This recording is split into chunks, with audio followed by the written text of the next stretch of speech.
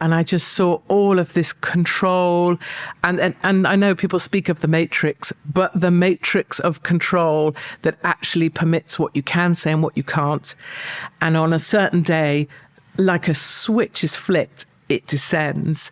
And I think being completely, a cancel is too weak, being completely removed from life pushes you to a point.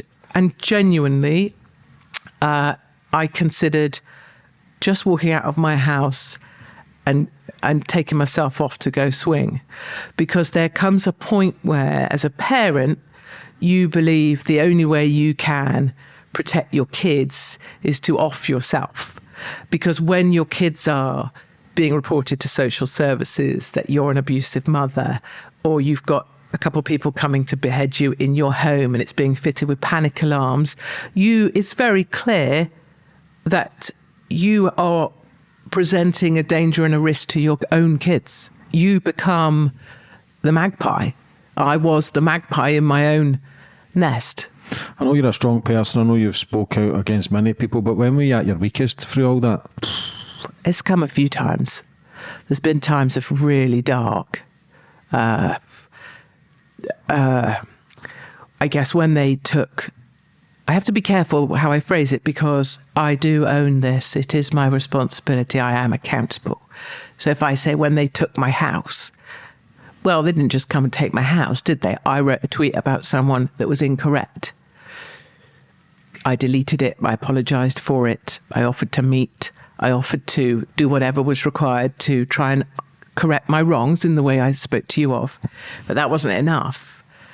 And a new law was made that serious harm was done at the time of publication. And that created a legal, a new legal reference, a new law that meant anybody, if you perceived that I'd done you serious harm over the last 5 years, you should come and sue me tomorrow. That's how the law stands right now. And it meant I lost my home.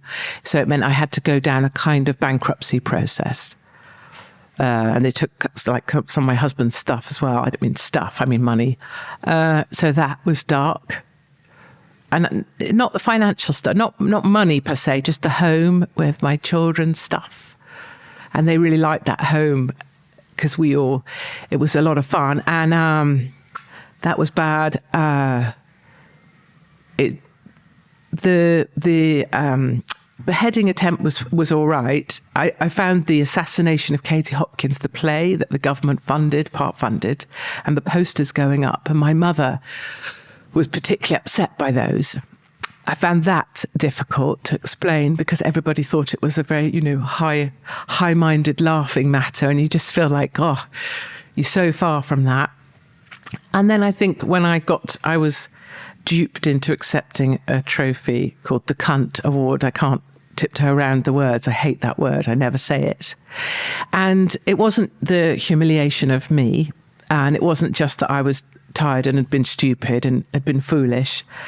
It was actually that I'd been tricked into going there because they said it was for white farmers. And I'd spent 3 months in South Africa with white farmers. I loved them.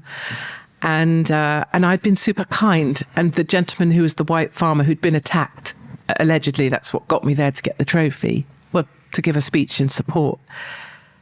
On the day, the boy that pulled the stunt said, oh, he's ill, so he can't come. And I'd offered to go and visit him in his bed and take him a whiskey. And that was a moment for me, because it wasn't the humiliation. It was that I'd genuinely believed I was being kind. And ultimately, I know I am actually kind and I'm quite a decent sort of person. And that level of shame and using something I cared about, that was probably another time I was happily to just get out the door. I just wanted to go and lie under a sea.